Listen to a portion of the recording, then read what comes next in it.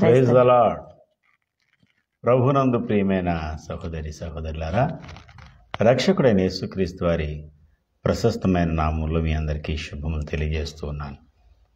సమయంలో దేవుని యొక్క వాక్యాన్ని మనం ధ్యానం చేసుకుందాం.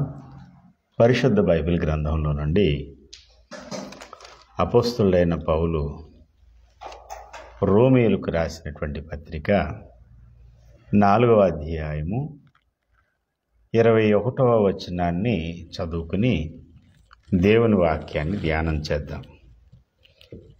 దేవుని మహిమపరిచి ఆయన వాగ్దానము చేసిన దానిని నెరవేర్చుటకు సమర్థుడని రూఢిగా విశ్వసించి విశ్వాసము వలన బలము పొందెను. దేవుడి పరిశుద్ధ వాక్య భాగం ద్వారా మనందరితోనూ మాట్లాడునుగాక. ఆమేన్. ప్రభునందు ప్రియమైన సహోదరి సహోదరులారా, 100 ఏళ్ల వయసులో అబ్రహాము, 90 ఏళ్ల వయసులో సారమ్మ.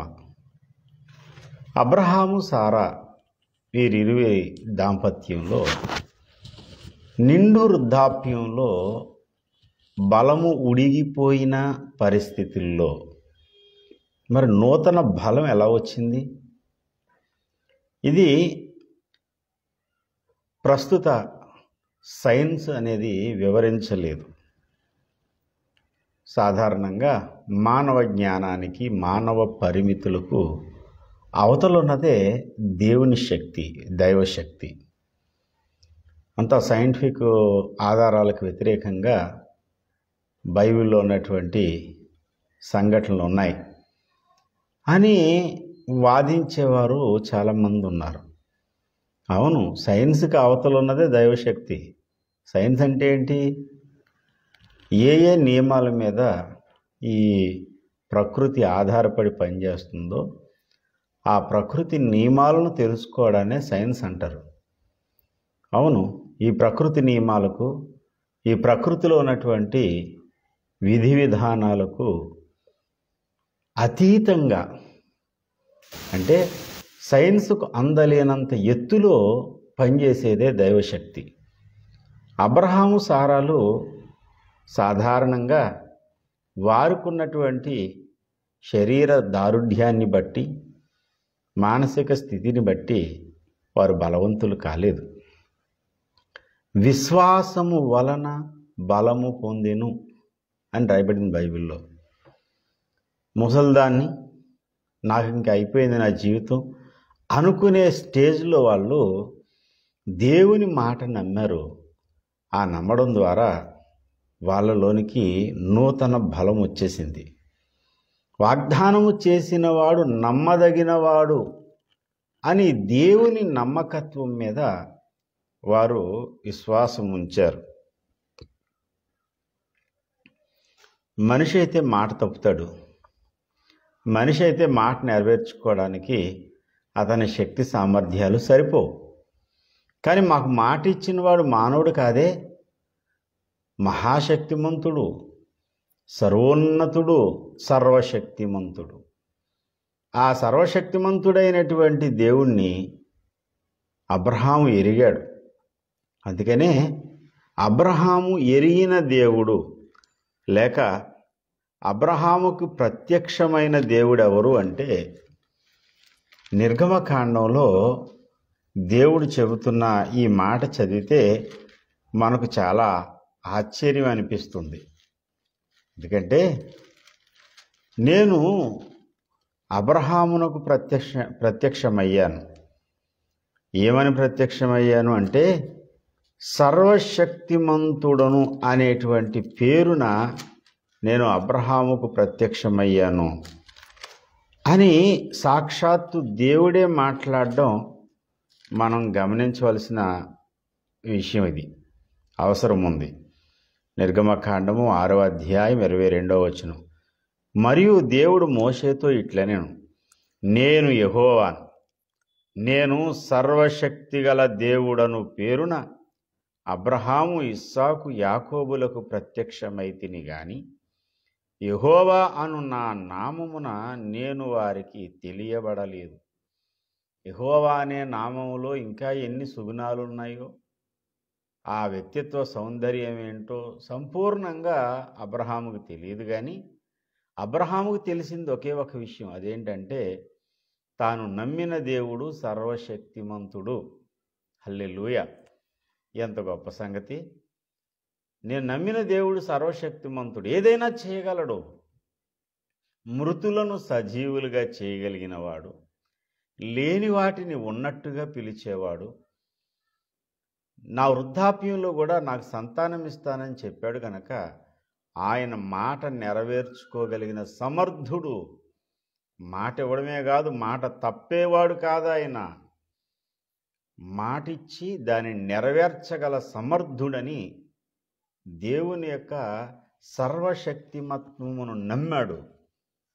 గనుకనే అతని జీవితంలో దేవుడు చేసిన వాగ్దానాలన్నీ కూడా అతడు స్వతంత్రించుకోగలిగాడు.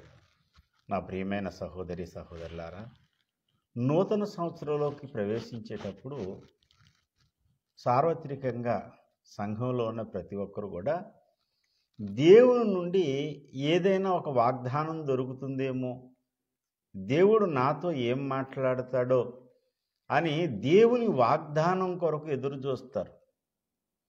ప్రతి సంవత్సరం కొంతమంది చీట్లు వేసుకుంటారు, వాగ్దానం కార్డులు తీస్తారు, ఇలా రకరకాలు. కొందరైతే వ్యక్తిగతంగా మోకరించి దైవ సాన్నిధ్యంలో కనిపెడుతూ సంవత్సరములు గడిచిపోతున్నాయి నాయన, సంవత్సరాలు జరుగుతూ ఉన్నాయి, 2023 నుంచి 24లోకి అడుగు పెడుతున్నాను, నీ దయగల వాగ్దానం అనుగ్రహించవా అని దేవుని పాదాల దగ్గర కనిపెడతారు.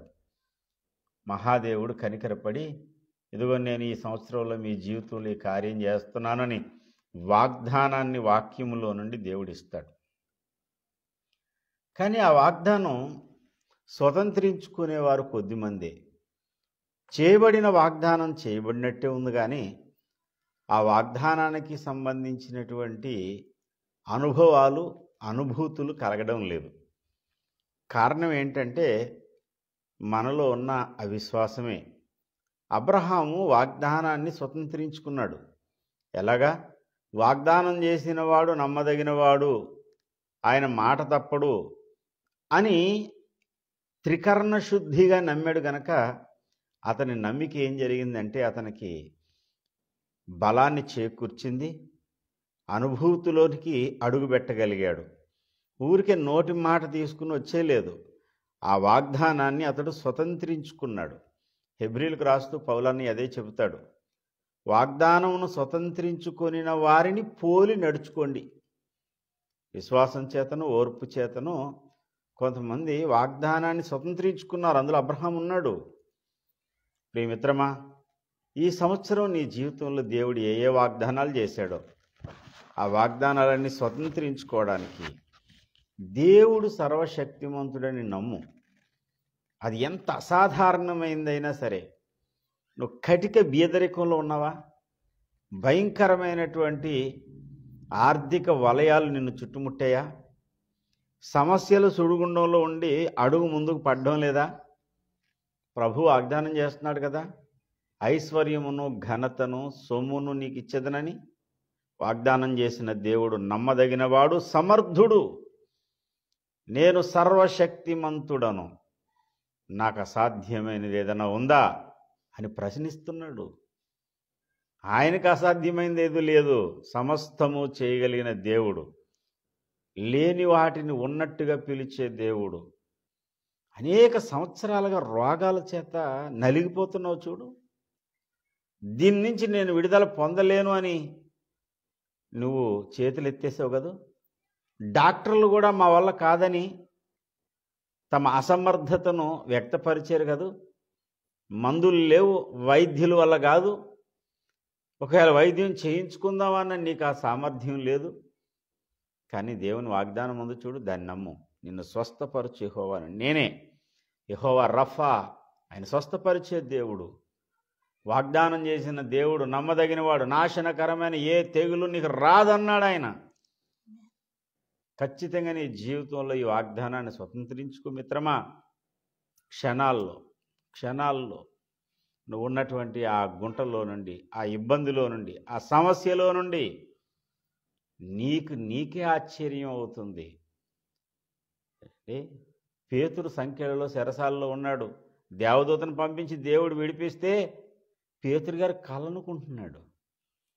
అది కల కాదు, అది నిజము అని అర్థమైన తర్వాత మేడగది దగ్గరికి వెళ్తాడు. ఇంతమంది సైనికులు, ఇన్ని సంఖ్యలు, ఇంత సెక్యూరిటీ, అంతా పటాపంచలైపోయింది. బంధకాలు తెగిపోయాయి. ఈరోజు నీకున్న ప్రతి బంధకాన్ని దేవుడు త్రెంచివేస్తున్నాడు. త్రెంచివేయుటకు ఆయన సమర్థుడు. ఆయనకు అసాధ్యమైందంటూ ఏది లేదు. ఆ మాట నువ్వు నమ్మిన నాడు, నమ్మగలిగిన నాడు దైవశక్తి నీలోనికి ప్రవహిస్తుంది. సమస్య నీ దగ్గర ఉంది, దాన్ని తీర్చే శక్తి దేవుని దగ్గర ఉంది. ఆ శక్తి నీలో ప్రవహించాలంటే విశ్వాసం ఉంటే చాలు. విశ్వాసం ద్వారా దేవునితో కనెక్ట్ అయిపోతే దేవుని ప్రభావం మనలో ప్రవహిస్తుంది. 100 ఏళ్ల అబ్రహాము, 90 ఏళ్ల సారా తల్లిదండ్రులు అయిపోయారు, పిల్లల్ని కనగలిగారు. ప్రియమిత్రమా, ఈ రోజున దేవుని వాగ్దానాన్ని నమ్మి స్వతంత్రించుకో. అక్కడ చక్కని మాట ఉంది, దేవుని మహిమపరిచి. దేవుని మహిమపరిచే వాళ్ళు ఎవరు అనుకుంటున్నారు? దేవుని మాట మీద, దేవుని సామర్థ్యం మీద, దేవుని యొక్క ఔన్నత్యం మీద త్రికరణ శుద్ధిగా విశ్వాసం ఉంచిన విశ్వాస యోధులే దేవుని మహిమపరచగలుగుతారు. అట్టి ధన్యత దేవుడు మనందరికీ అనుగ్రహించునుగాక. ఆమేన్. May God bless you. ప్రార్థనలోనికి వెళ్ళకముందు పాట పాడుకుందామా? మనందరి కన్నులు దేవుని వైపు ఎత్తుదాం. రండి. అందరి కన్నులు నీ వైపు ఆశతో చూడగా దయచూపు. ఆర్తుల నాదము నాలించేటి ఆద్యంతారహితుడా యేసా. ఆర్తుల నాదము నాలించేటి ఆద్యంతారహితుడా యేసా. అందరి కన్నులు నీ వైపు. వృక్షములందున పక్షులు ఎన్నో గూడును గట్టగా నేర్పితివి. వృక్షములందున పక్షులు ఎన్నో గూడును గట్టగా నేర్పితివి. కొండలపై కుందేటికి బండలు ఆశ్రయ స్థానము చేసితివి. కొండలపై కుందేటికి బండలు ఆశ్రయ స్థానము చేసితివి. అందరి కన్నులు నీ వైపు. అడవిలో సింహము ఆకలితోను అల్లాడుచును యున్నది. అడవిలో సింహము ఆకలితోను అల్లాడుచును యున్నది. నీ హస్తములో ఆహారముకై నిలబడి చూచుచునున్నది. నీ హస్తములో ఆహారముకై నిలబడి చూచుచునున్నది. అందరి కన్నులు నీ వైపు. రేయి పగలు దాయాస్తమయములు పాటు పడుచును మానవులు. రేయి పగలు దాయాస్తమయములు పాటు పడుచును మానవులు. కలతలలో కన్నీటిని తుడిచే కర్తగు నీ దరి కొరిగెదరు. కలతలలో కన్నీటిని తుడిచే కర్తగు నీ దరి కొరిగెదరు.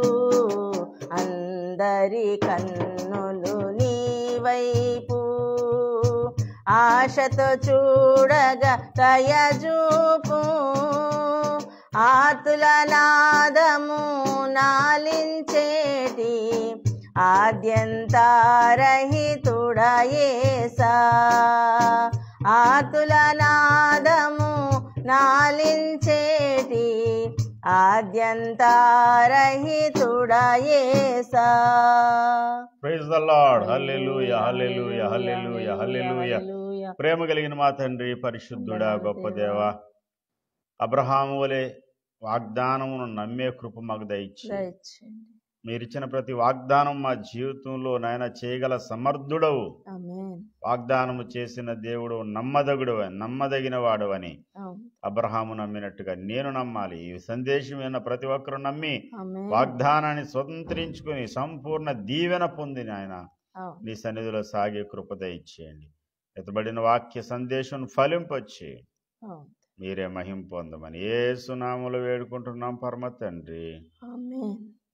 దేవుని కృప మనందరికీ తోడై ఉండును గాక. Praise the lord. అందరికీ వందనాలు. ఈ సందేశాన్ని తప్పకుండా మీ మిత్రులతో షేర్ చేసుకోండి.